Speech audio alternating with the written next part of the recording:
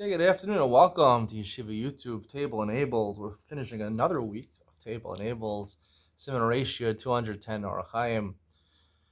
Only two halachas today. Ochel pachos megazayas madino. If you drink less than the shear for a bracha achrona, or you eat less than the shear for a bracha achrona, what's halacha? Aleph ochel pachos megazayas. He eats less than a kazayas. A kazayas is not so much. I mean, a kazayas is the amount of an olive. Take an olive and measure how much food it is. I heard contemporarily from Rav Yashav, he said, take a matchbox, a small match, for the smallest matchbox, the small matches. That's the share of a kazayas. All right, that's a pretty makel shita. I mean, I've heard bigger shirim than that. So if you want to be machmir for Rav Yashav, don't take an olive, take a matchbox. Always carry it in your backpack and a matchbox just in case you're not sure how much food you have to eat in order to make a bracha achrona. Maybe pas, maybe shar achalim, whether it's bread or any other food. That shows that. And also when it comes to drinking, pakos miravias. When it comes to drinking, the shir is ravias. Ravias has three kazesim basically. So most poskim, the average psak is Rav Moshe Feinstein that says a ravias is 3.3 ounces. So if you drink less than 3.3 ounces, we'll see how long you have to drink it. It's questionable. Whether it's wine or any other liquid, whether it's water or not. So, of course, before you taste anything or eat anything, doesn't matter how big or small it is, you have to make a bracha rishon. The bracha achrona is only if you ate the requisite shir, either kazayas for food or revias for drink, in the allotted amount of time.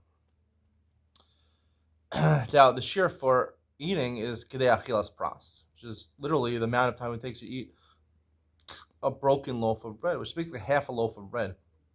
So there's different estimates how time it is. Is it 2 minutes, 4 minutes, 9 minutes? Those are the three main shitas. If you ask me, I mean, a pras is half a loaf of bread. Most people can't eat half a loaf of bread in 4 minutes. So I would go with the 9-minute shir. That makes sense to me.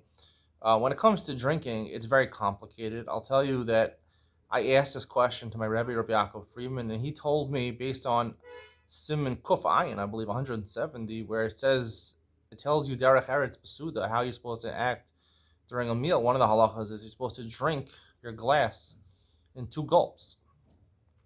And therefore, if you drink in 1 gulp, you're considered a gargaron, someone who's a drunkard. And if you drink 3 sips, you're considered someone's arrogant. So he told me, here, I have a cup right here. I'm not following exactly what he said over here. There's coffee in here. You see there's actually coffee. This is what I drink all the time. So you have to go like this. Assuming you go like this. He showed me how to do it. You have to drink in 2 sips, but the cup cannot leave your mouth. So what you do is you go 1 sip like this, then that, and then that. So you want to drink the whole cup in 2 sips. And if you don't drink it in those 2 sips, you can't make a bracha achrona. That's the shir. Kedei achilas process for food. Kedei shtias revias that's the way of shtias revias. That's derech eretz basuda. And I followed this meticulously for many years.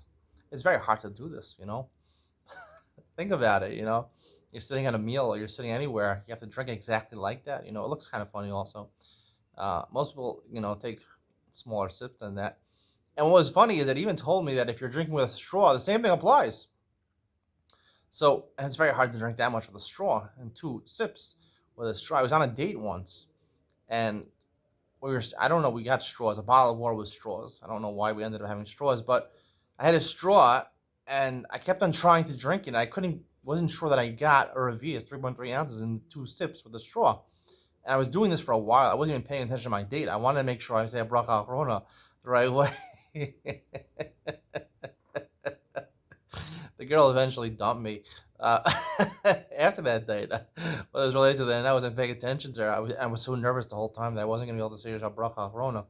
Then I asked him afterward. I said to Rabbi Friedman, I don't understand. It's very hard to do this with a straw. It applies with a straw also. He said, of course it applies with a straw. I'm like, okay, I don't understand. This doesn't make any sense to me. I will tell you my opinion, my personal opinion, after years of experience, what I think logically the share should be for Kadesh Dias Revius. If it's different than Achilas Pras, maybe the share is Achilas Pras, which is 9 minutes. I'll tell you basically along those lines. I'll give you the share how long you have to drink. that revius in order to make a bracha achrona. So, if you don't have the requisite amount, you don't make a bracha at all. Bracha achrona. Something which is kibir yasa, which wasn't changed at all, which is the way it's grown. A whole entity could go on gargar shal anav, a small grape, a very tiny grape that's not the share of exayis. Oh, shel rimon, you have a small pomegranate. I don't think it means the seeds of the pomegranate, because you're going to see in a second that we're talking about the seeds with it. Even though the grape has less than a gazayas, you make a bracha achrona even on that, because the birya is davar chashuv. It says toasted as itself like this. So therefore, the Shulchan Aruch writes about this.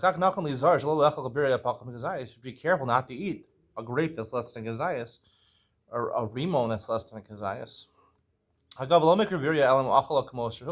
order to be called a birya, it has to be the way it was made. Let's say you have grapes with seeds. You took the seed out, and the grape was whole. Nonetheless, it's not called a birya, but it has to have the seed with it. Now, I guess by a pomegranate also has the seed.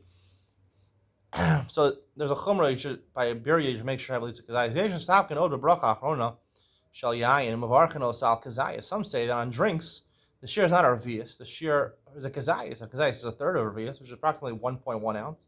Maybe a shot glass, 1 ounce. Either drink a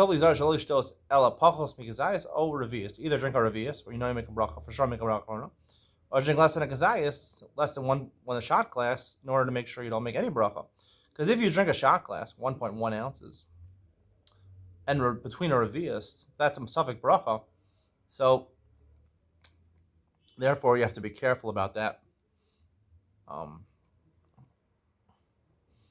Okay, that's the halacha beis. Hatoim es hatavshil. Let's say you're tasting something. You want to taste, see how it cooks. Your wife's making food. She asks you like it like this, like it like this, like this. So you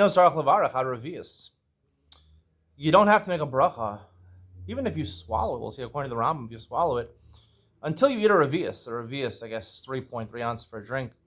We're talking tapshil, usually a liquid. The liquid you're tasting, that's why it's a revius. If it was a food, it would be kazayas.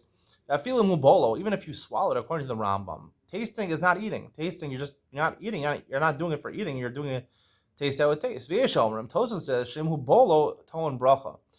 That is toim. When the Gemara says toim, you don't make a bracha rishona even, is talking about where you don't swallow, where you don't swallow it. Below patra is toim like.